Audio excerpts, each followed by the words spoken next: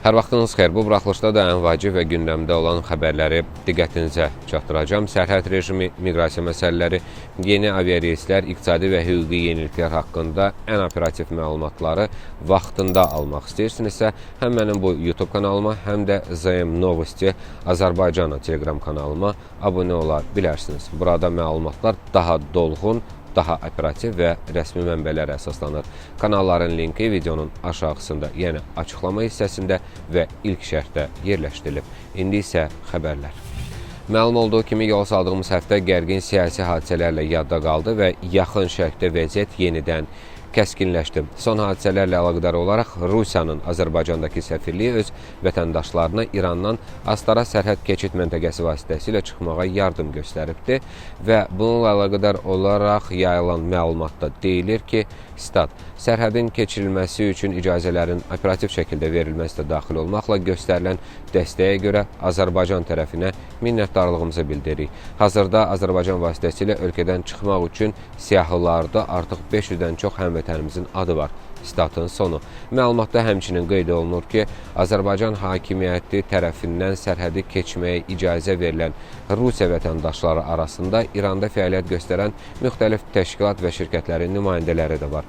Xatırladım ki, 2025-ci ilin iyun ayında yaxın şərqdə vəziyyətin gərginləşməsi fonunda Azərbaycan quru sərhədi vasitəsilə Rusiya vətəndaşlarının təxliyəsi prosesində də fəal dəstək göstərmişdi. Dövlət Dumasında miqrasiya siyasətinin prioritet qaydada tənzimlənməsi nəzərdə tutulur və spikerin sözlərinə görə yeniliklər miqrantların gəlirlərinə və onların ölkədə qalmasının qanuniliyinə nəzarət mexanizmlərini genişləndirməyə, eyni zamanda sosial infrastruktur üzərində yükü azaltmağa imkan verəcəkdir və spiker vurğulayıb ki, heç bir iqtisadiyyat əmək miqrantlarının sosial asılılığında maraqlı deyil və onların təminat səviyyəsi ölkədə istifadə etdikləri sosial durumla mütənasib olmalıdır. Onun sözlərinə görə miqrasiya siyasətinin təkmilləşdirilməsi ilə bağlı qanun layihəsi gündəlikdə əsas məsələlərdən biridir və aşağıdakı müddəaları əhatə edir. 1. Əmək miqrantları hazırda olduğu kimi yalnız özləri üçün deyil, həm də Rusiyada onların himayəsində olan ailə üzvləri üçün sabit avans ödənişi formasında vergi ödəməyə borclu olacaqlar. 2. Əcəminin və onun ailə üzvlərinin ölkədə qalma müddəti onun əmək müqaviləsinin müddətindən asılı olacaqdır. 3. Miqrantın yetkinlik yaşına çatan övladları ölkədə qalmaq üçün qanuni əsasları olmadığı təqdirdə 18 yaşa tamam olduqdan sonra bir ay ərzində Rusiyanı tərk etməlidirlər. Dövlət Dumasının sədri bir daha qeyd edir ki, heç bir iqtisadiyyat əmək miqrantlarının sosial təminatı hesabına yaşamasında da maraqlı deyil. Rusiyada aşağı gəlirli əcnəbilər ölkədə əmək fəaliyyətini davam etdirə bilməyəcəklər. Bu barədə Dövlət Dumasına təqdim olunmuş yeni qanun layihəsində qeyd olunur. Sənədə əsasən hökumət Rusiyada işləyən əcnəblərin özlərini və onların himayəsində Rusiyada yaşayan ailə üzvlərini regional əmsal nəzərə alınmaqla yaşayış minimumundan aşağı olmayan səviyyədə təmin etməsini məcburi etməyi təklif edir. Daxili İşlər Nazirliyi miqrantın gəlirləri barədə məlumatı Federal Vergi Xidmətindən təqvim ilinin 3, 6, 9 və 12 ay üzrə əldə edə biləcək. Əgər müvafiq məlumat təqdim olunmazsa və ya gəlir müəyyən edilmiş minimum səviyyədən aşağı olarsa, əmək patenti və ya iş icazəsi verilməyəcək, yaxud ləğv ediləcəkdir. Belə hallarda əcnəbilər yetkinlik yaşına çatmamış övladları ilə birlikdə Rusiyada müvəqqəti qalmaq üçün digər qanuni əsaslar olmadıqda 15 gün ərzində ölkəni tərk etməlidirlər. Və qeyd edim ki, aşağı gəlir müvəqqəti yaşamaq icazəsinin verilməməsi və ya ləğvi üçün də əsas ola bilər.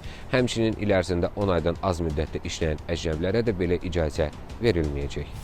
Azərbaycanın Dövlət Sərhəd Xidmətinin məlumatına əsasən 2025-ci ilin yanvar ayı ilə müqayisədə xarici ölkələrə gedən Azərbaycan vətəndaşlarının ümumi sayı 1,4% azalaraq 152 min nəfərə çatıbdır. Vətəndaşlarımızın 35,8%-i Türkiyə, 15,8%-i Rusiya, 12%-i İrana, təxminən 10%-i Gürcüstana, 26%-i digər ölkələrə gedib və səfər edənlərin 66,3%-i kişilər, 37,7%-ni qadınlar təşkil edib.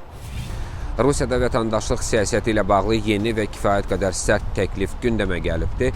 Hüquq mühafizə orqanlarının rəhbərliyi tərəfindən səsləndirilən təşəbbüsə əsasən qəsdən törədilən ağır və xüsusilə ağır cinayətlərə görə sonradan əldə olunmuş Rusiya vətəndaşlığının ləğvi mümkün ola bilər. Təklif müəlliflərinin fikrincə bu addımın məqsədi dövlətlə vətəndaş arasında olan siyasi hüquqi bağın mahiyyətini qorumaqdır.